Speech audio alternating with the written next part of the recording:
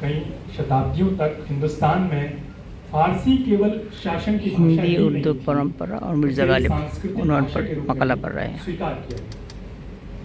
ये बड़े फक्र की बात है कि हिंदुस्तान में जन्मी कुछ शख्सियत ऐसी रही जिन्होंने फारसी में इतनी उत्कृष्ट कविताएं लिखी कि उनकी गिनती फारसी के श्रेष्ठ कवियों में हुई। इन कवियों की परंपरा अमीर खुसरो से शुरू होती है और गालिब भी इसी परंपरा के शायर हैं। मिर्जा असदुल्ला बेग गालिब को दुनिया शायर के तौर पे जानती और मानती है, लेकिन उनके खत उनके बेहतरीन खाका खींचते हैं। उनकी शख्सियत को जानने में उनकी शायरी की मदद ज़्यादा ली गई है, लेकिन गालिब ने अपने दोस्तों शागिर्दों को बहुत सारे खत लिखे। ये खत उन्हें पूरी तरह समझने के लिए उनकी शायरी जितने ही ज़रूरी हैं।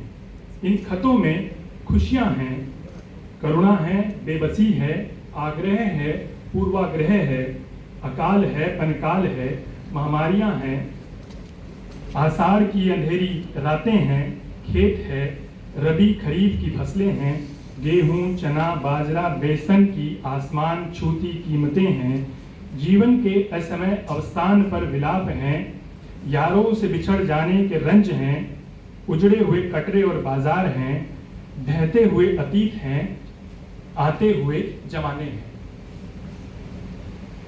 गालिब के दौर में हिंदुस्तान बहुत सारे परिवर्तनों से गुजर रहा था। दिल्ली और अवध के राजवंश अपना प्रभाव खो चुके थे। जनता का बहुत बड़ा वर्ग साहित्य में अब रुचि ले रहा था। देश की वर्तमान भाषाएं बड़ी तीव्रता से समुन्नत हो रही थी।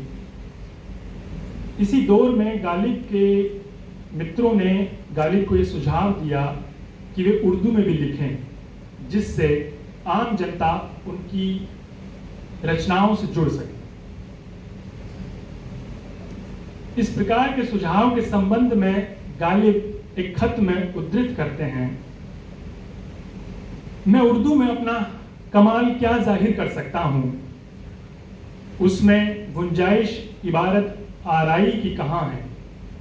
बहुत होगा तो ये होगा कि मेरी उर्दू बनिस्बत औरों की उर्दू के फसीह होगी। खैर, बहरहाल कुछ करूंगा और उर्दू में अपना जोरे कलम दिखाऊंगा। ये विचार गालिब ने सन 1858 में मुंशी शिवनारायण को लिखे गए पत्र में व्यक्त किए थे। 1864 तक भी गालिब सोचते रहे कि उन्हें उर्दू में लिखना चाहिए कि नहीं।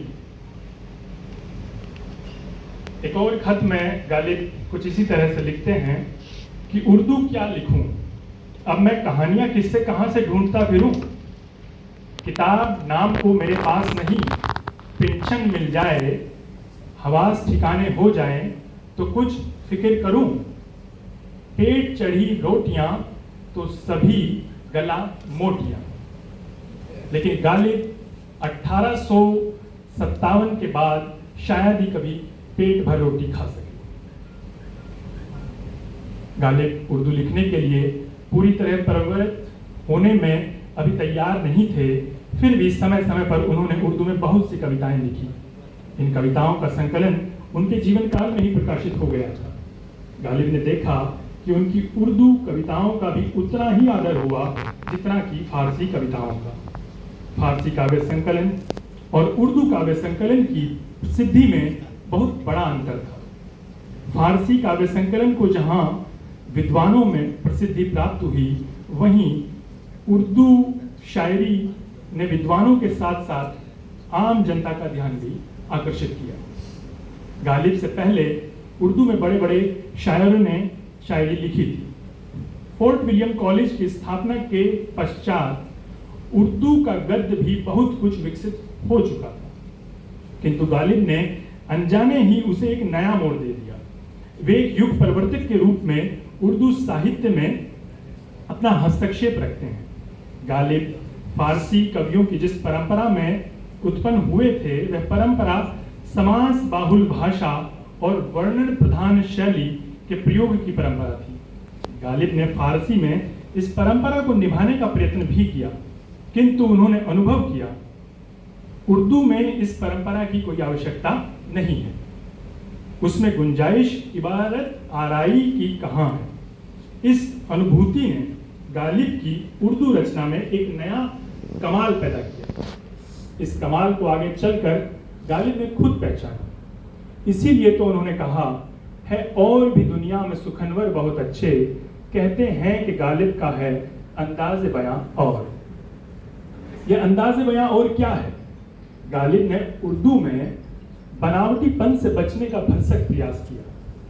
यह बात हम भाषा में भी देखते हैं और भावों के स्तर पे भी देखते हैं। उनका यह अंदाज उनके गद्य में अधिक निखर करके आया है। गालिब ने इस